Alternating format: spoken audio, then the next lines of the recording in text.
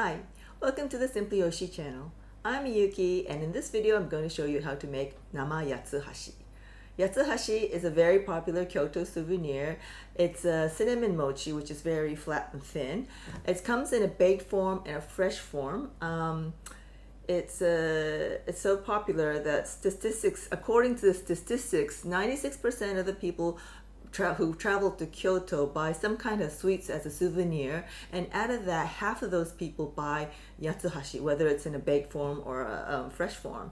So if you give this yatsuhashi to a friend, they'll immediately, did you go to Kyoto? Because it's that popular. So most of you watching this video are probably staying at home. So if you try making this with me and watch a video on Kyoto, you'll feel as if you've traveled to Kyoto. So let's get started.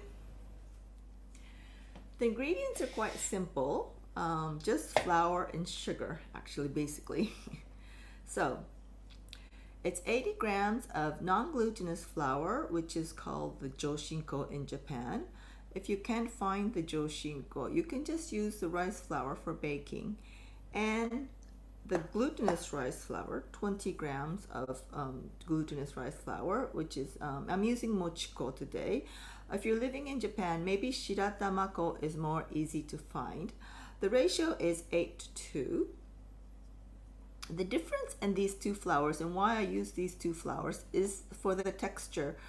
The Joshinko, or the non-glutinous rice flour, gives a very chewy texture and it makes a mochi more firm, whereas the Mochiko, or the glutinous rice flour, will make a very soft mochi. So depending on how soft or how firm you want your mochi to be, you can choose amount or the ratio of the two flours. The sugar, I have 80 grams of white sugar. This mochi doesn't have to be white, so you can use brown sugar or any other sugar you have. And the other ingredient is Kinako. Kinako is a roasted soybean powder. It's a soybean that's roasted, then made it into a powdered form. And it's already cooked, so we can eat it as it is. It's not sweet at all because it's only made with soybeans. It's a very common topping for mochi. We mix it with sugar and sprinkle it on mochi to eat, or even like dango, those mochi balls. So we need a fair amount for dusting, maybe about a tablespoon or two. And then the cinnamon, half a teaspoon cinnamon. I'm using regular cinnamon, but for the actual yatsuhashi that is sold, I think they use a Japanese cinnamon called Nikki.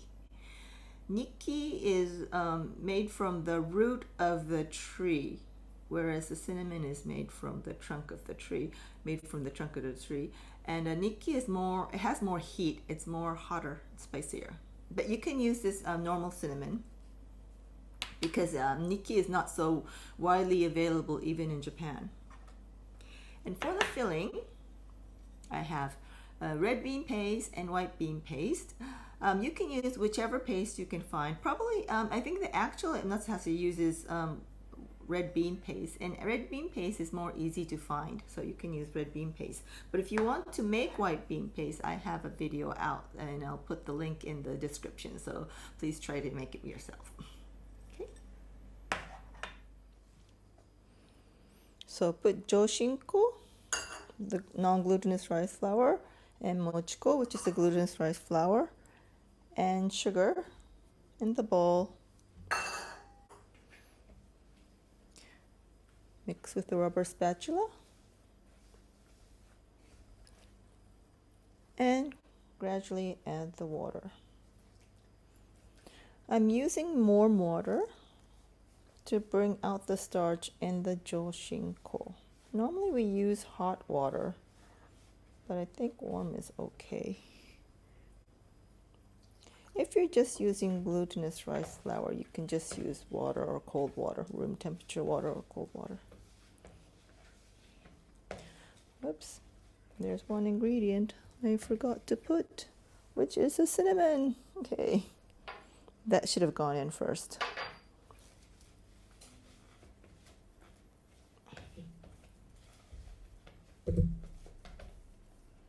Okay, so it's coming like a paste. I'm just going to add the rest of the water.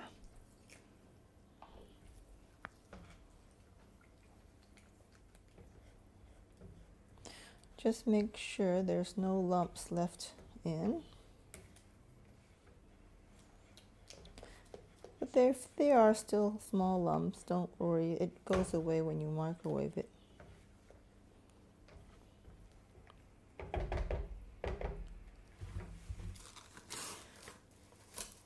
Loosely cover it with cling film.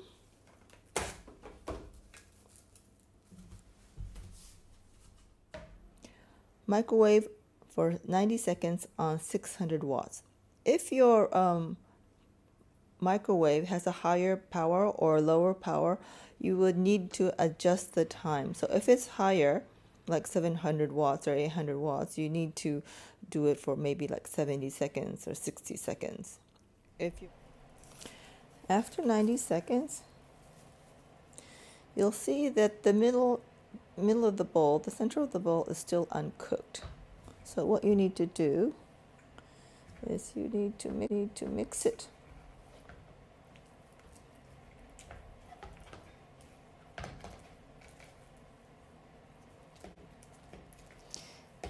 Because the microwave doesn't heat evenly, you need to always mix it in between when you're making mochi.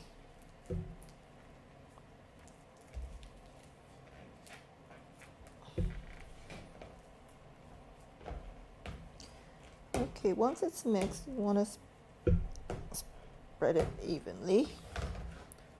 That on the bottom of the bowl. And keep your spatula in like water like this so it doesn't stick. Okay. And cover it up with cling film.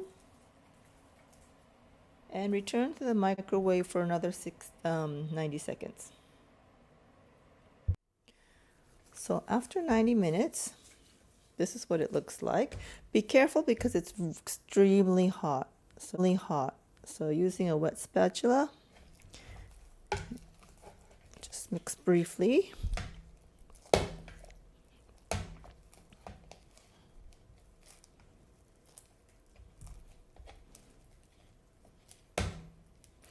It should be done. There's no raw dough there, so it's fully cooked. Okay. Let it sit for like 1 minute to take all the heat off. Now, transfer the dough on a well-wrung cloth, cotton cloth. It's a bit damp. If it's dry, the dough will stick to the cloth, so make sure you dampen the cloth.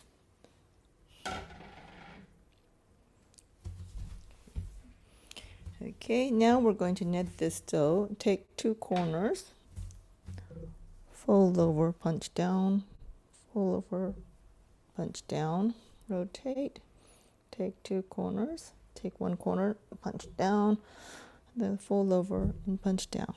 So you just repeat this until the dough is smooth. And be careful not to burn yourself because the dough is hot.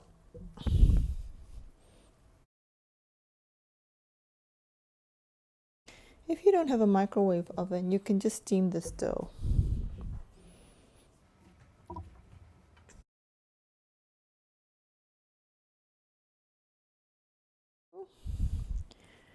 Now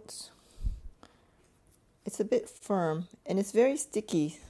So if you're handling it, it's better that you wet your hands so it doesn't stick to your hands. The dough doesn't stick because it's really, really sticky because my hands are not wet. If you wet your hands, it won't stick to your hands. So you can wet your hands. This dough is enough to make 8 pieces of mochi if you're using, like, if you're making square ones, which is about 8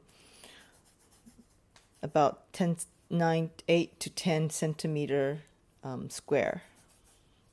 Okay. But today we're going to make roll it out to make the teddy bear ones. So I'm just gonna cut this in half.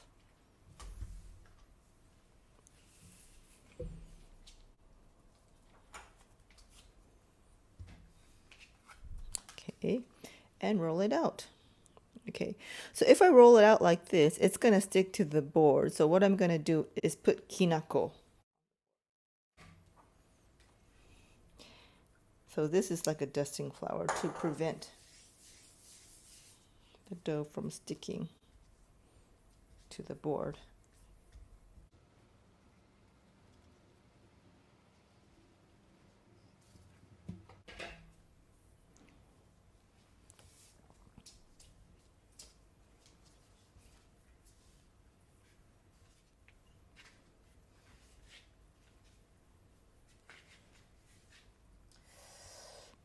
Good. So I'll just make it like this.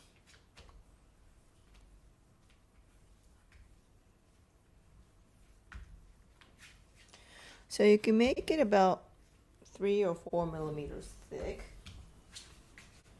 like this. And cut it out.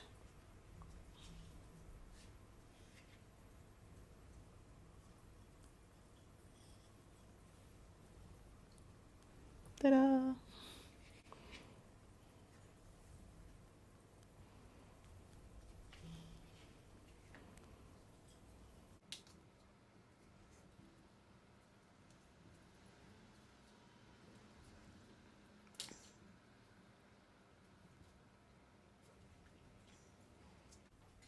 Okay.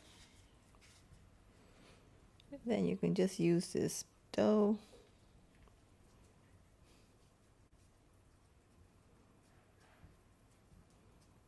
Try to really mix it.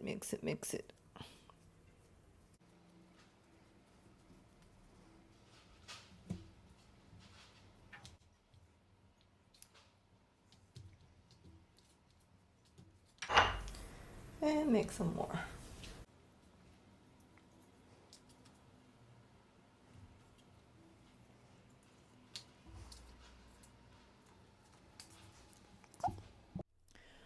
Once you're done cutting it out, then you want to put the anko on it. If your bean paste is really soft, just take it out like this. It's quite soft because I've kept it in the freezer, and sometimes freezing it makes it really soft when you defrost it. So what you can do is you can put it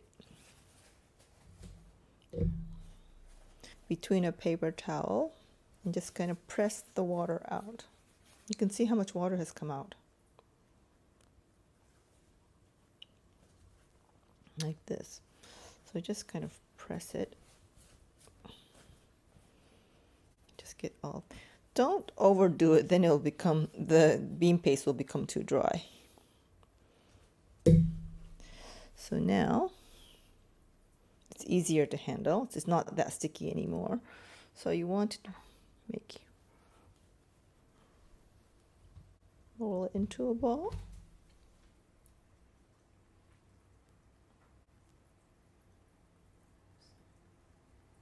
Just let it stick. Like it's carrying a ball of anko.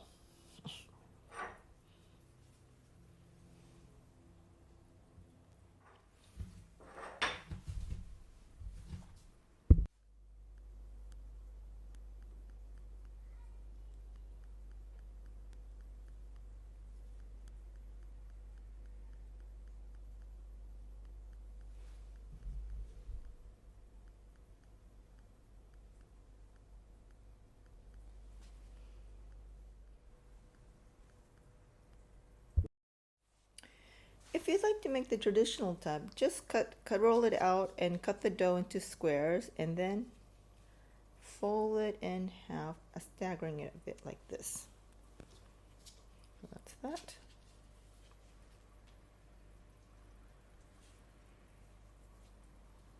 So this is traditional Namayatsuhashi. Put a cherry size anko in the middle. This.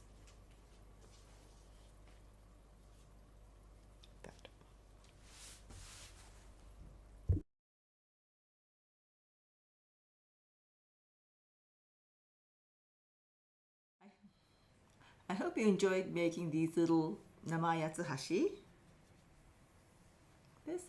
And this is how you eat it. You just roll this, fold it in half. Bye bye, teddy bear.